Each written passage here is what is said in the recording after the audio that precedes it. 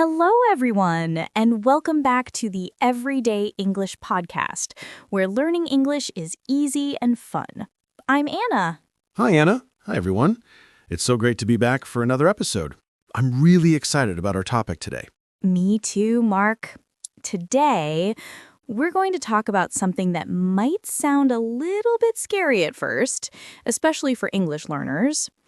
We're calling it How to Talk First, Think Later. That does sound a bit backwards, doesn't it? I mean, usually we're told to think before we speak. Exactly. But in the context of learning English, sometimes flipping that around can be really, really helpful. Now, before we dive in, though, if you're enjoying our podcast and finding it useful, please take a moment to subscribe to our channel. Share this episode with your friends who are also learning English and give us a thumbs up. It really helps us to keep creating these lessons for you. Absolutely. Your support means the world to us. So, Anna, talk first, think later. How does that even work for learning a new language? It sounds a bit risky. It might seem risky, Mark, but it's all about building confidence and fluency. When we're learning, we often get stuck trying to find the perfect words or construct the perfect sentence in our heads before we even open our mouths. This can lead to a lot of hesitation and missed opportunities to practice speaking.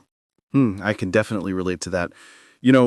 I remember when I was first learning Spanish, I would spend so much time trying to translate everything in my head that by the time I was ready to speak, the conversation had already moved on. Exactly. And that's where the talk first, think later approach comes in. It's about giving yourself permission to speak, even if you're not completely sure about the grammar or vocabulary. The goal is to get comfortable with the act of speaking itself. Ah, I see. So it's more about practicing the flow of conversation rather than focusing on perfect accuracy from the very beginning. Precisely. Think of it like learning to ride a bike. You can read all the books you want about how to balance and pedal, but the real learning happens when you actually get on the bike and start pedaling.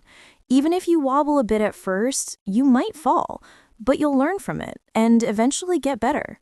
That's a great analogy, Anna. So, how can our listeners start to implement this talk first, think later idea in their English learning journey? Well, one of the first things is to lower your expectations for perfection. It's okay to make mistakes. In fact, mistakes are a natural and important part of the learning process.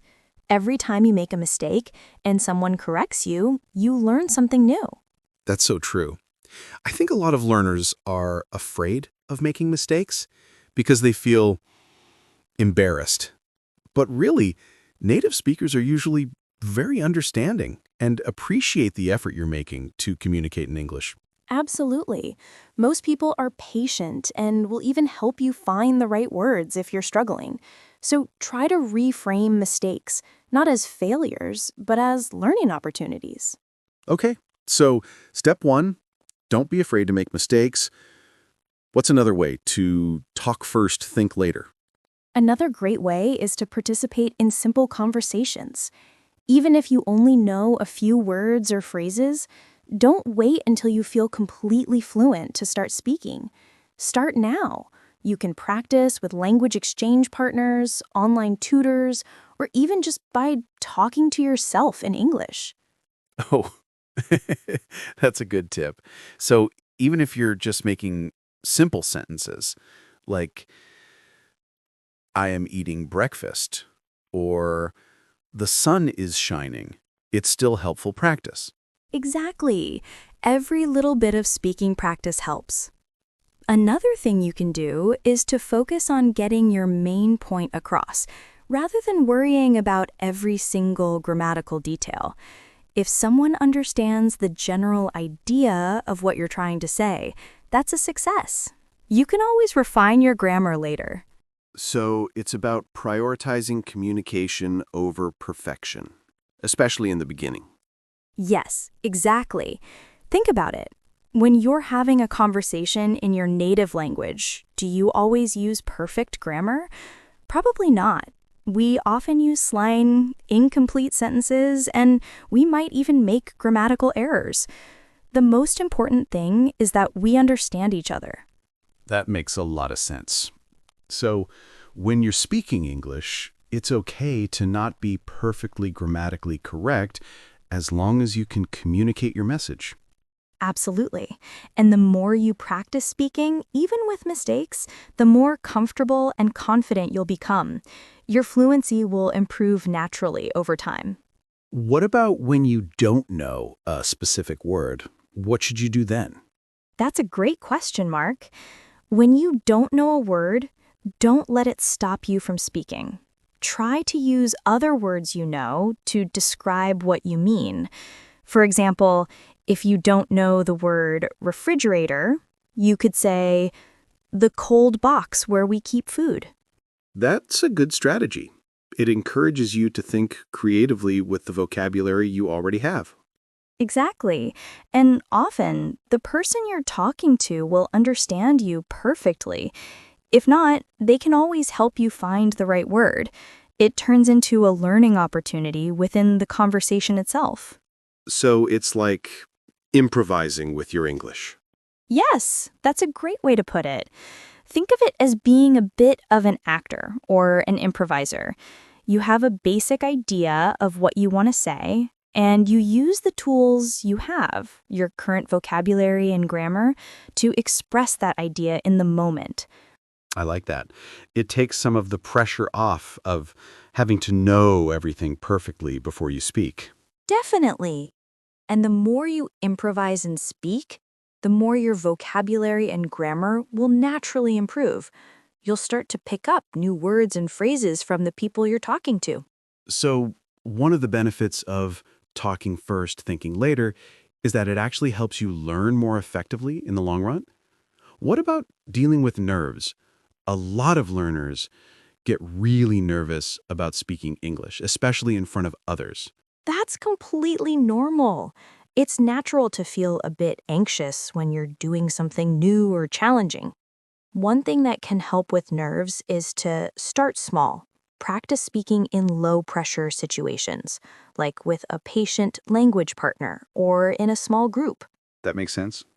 It's less intimidating to speak to one or two people you feel comfortable with than to suddenly jump into a big group conversation. Exactly. And as you gain more confidence in those smaller settings, you can gradually start to challenge yourself.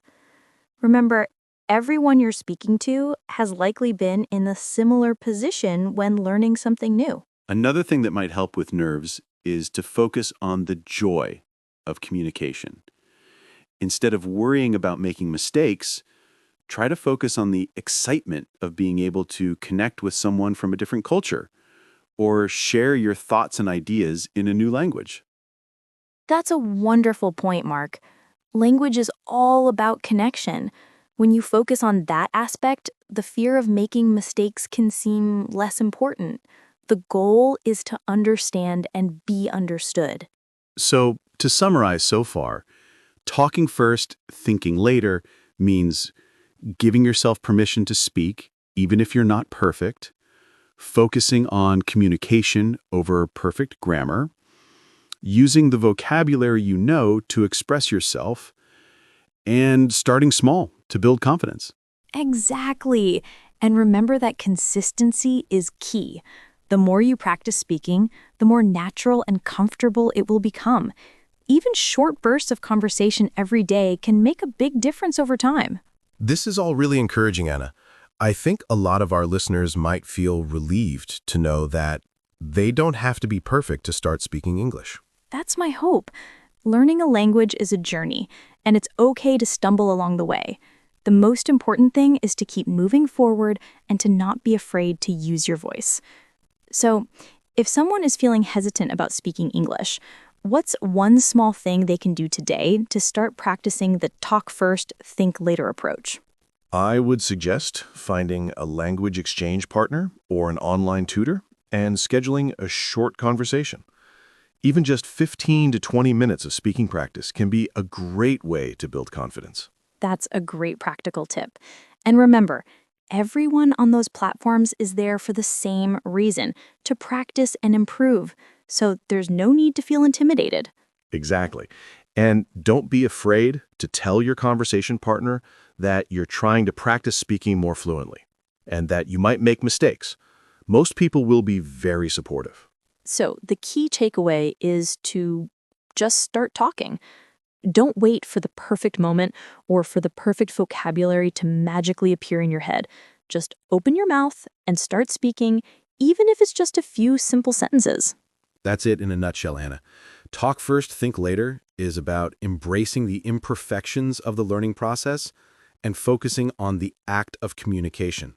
The more you speak, the more confident and fluent you will become. This has been a really helpful discussion.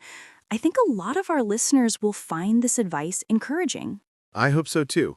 Remember, learning English should be an enjoyable experience. Don't let the fear of making mistakes hold you back from practicing and improving.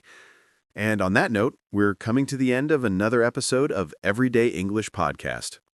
Mark, thank you so much for sharing these valuable insights. My pleasure, Anna, and thank you to all of our wonderful listeners for tuning in. Before we go, just a quick reminder to please subscribe to our channel if you haven't already, share this episode with anyone you think might find it helpful, and leave us a comment below. We'd love to hear your thoughts on this topic. Yes, we really appreciate your engagement. Let us know if you've ever tried the talk first, think later approach, or if you're planning to give it a go. We're always happy to hear from you. Thanks again for listening, everyone. Bye for now, and happy learning! See you next time.